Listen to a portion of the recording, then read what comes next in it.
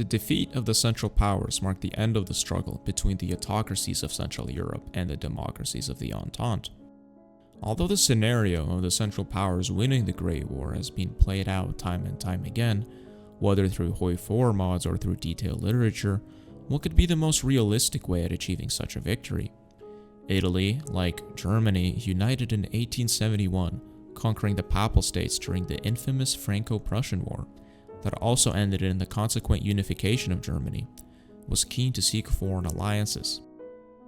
Hello and welcome to Critical History, a channel dedicated to covering the what-ifs of history, as well as attempting to deliver a concise and well-developed analysis for your questions about history.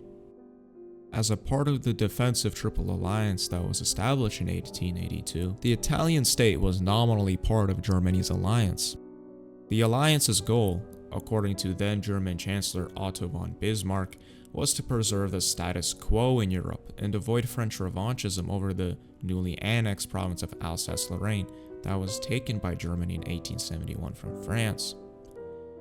Moreover, as discussed previously, the autocracies of Europe, particularly those in Germany and Austria-Hungary, had similar beliefs in accordance with the Italian state. Italy, at the time ruled by conservatives, were sympathetic to the Triple Alliance's ideals. In fact, the territorial ambitions after the Berlin Conference for the Scramble of Africa had left Italy with some colonies. However, Italy's desire for French Tunisia as part of their Mare Nostrum plan was seen heavily as an infringement upon Italian maritime control, quoting the Italian poet Luigi Pirandello. Meanwhile, look, there's Tunis, and the French are there, who have taken it by surprise. And tomorrow, we could have them here, in our house, do you understand? Luigi Pirandello, 1913. What does this mean? This means that prior to the war in 1914, Italy had a strong sentiment towards the Central Powers. Of course, this is not to mention the territories that Italy had lost to France during the unification process in the 1860s, most notably the County of Nice and the Duchy of Savoy. On the other side of Italian territorial claims lie, most notably, the Dalmatian coast, part of the Hungarian and Austrian halves of the dual monarchy. Ultimately, Italy had claims, of course using that term loosely, on both European alliances, making choosing one quite difficult. Then why did Italy join the Entente through the Treaty of London instead of the Central Powers? Italy was offered far more extensive territorial expansion, such as into Ottoman Anatolia, as well as the Dalmatian coast in Austria-Hungary, not to mention further influence in Albania, a newly independent Balkan nation.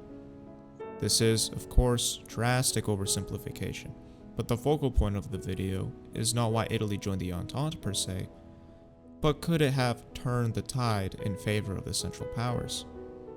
The conclusion of this section is that Italy could receive large concessions from both sides of the conflict, which leads to the belief that Italy could have joined Germany based on ideological and territorial reasons. The unfortunate situation historically is that Germany did negotiate with the Italians for potential neutrality. They were promised the regions of Trentino after victory, but notably not areas of the Dalmatian coast, nor South Tyrol. Historically, the Entente simply offered more territory to Italy. Perhaps if Germany was willing to strong-arm Austria-Hungary for more concessions, the outcome of the war would have been different. On the other side of the argument, Italy offered an extensive military size that could have benefited Germany, Bulgaria, Austria-Hungary, and the Ottomans. Moreover, the original Schlieffen Plan, infamously devised first in 1905, included the assumption of Italian support. However, some sources state this would be assumed if Britain were to stay neutral during the conflict, which, especially in 1914, was extremely unlikely. Regardless, the shifting of French reserves from the Alps on the Western Front undoubtedly helped to prevent the early German onslaught. Of course, it is impossible to give a definite answer whether the Italian army would divert enough French troops for the Germans to capture Paris if Italy were to join in 1914. Even by 1915, the Western Front had largely stalled, so if Italy were to join the Central Powers at the time of the historical Treaty of London, a renewed push into northern France by Germany can be disputed through the arrival of trench warfare. This is not to mention the large yet extremely mountainous border that Italy shared with France, making appropriate advances difficult at best. On the contrary, as the Austro-Hungarians managed to break through the mountainous Italian lines in 1917, a greater diversionary movement from the Italian troops could be expected in order to draw further French troops away from the north.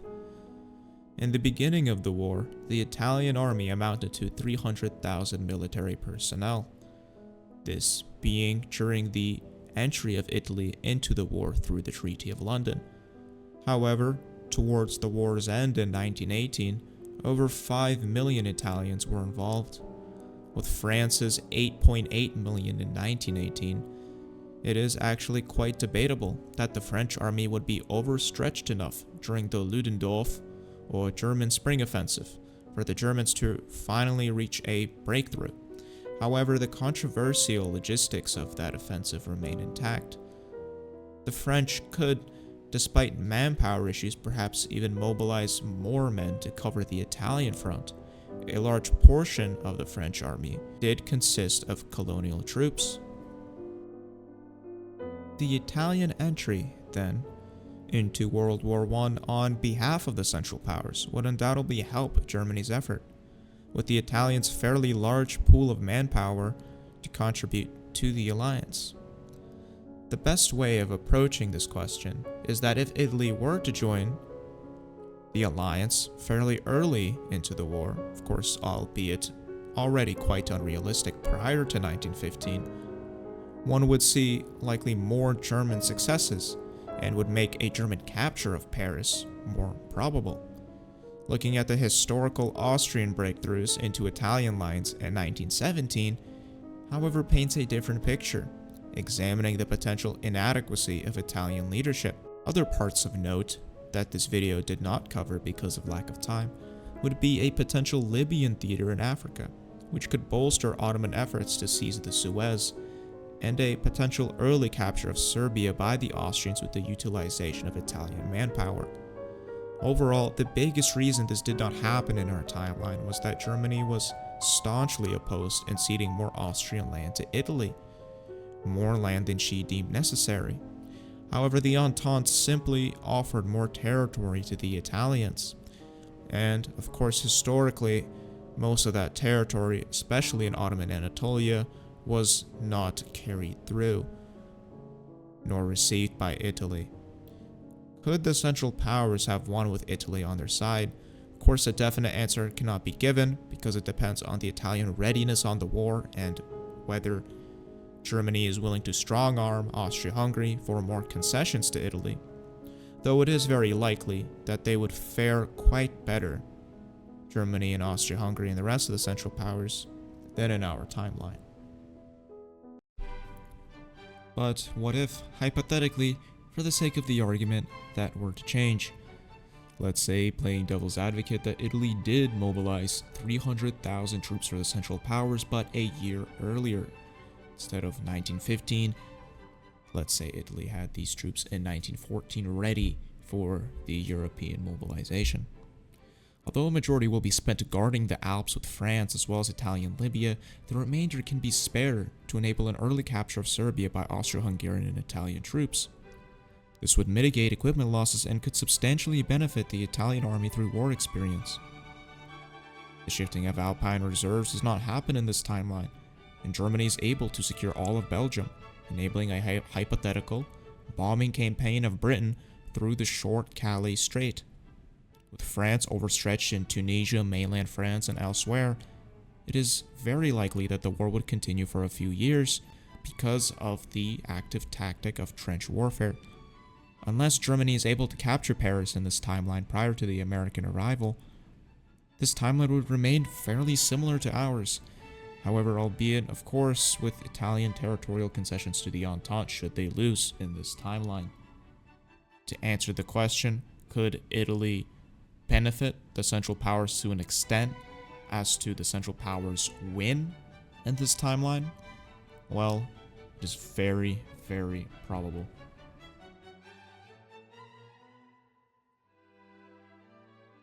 Hey guys, I appreciate everybody for watching that video. If you got to the end, I really do appreciate that. After all, this is my first video. If there's any other historical what if or scenario you'd like me to cover, personally, I am interested in World War II and I content, so if there's anything else you'd like me to cover, please let me know and consider leaving a like and a comment below. I'll reply to as many as I can. And well, don't forget to subscribe to Critical History.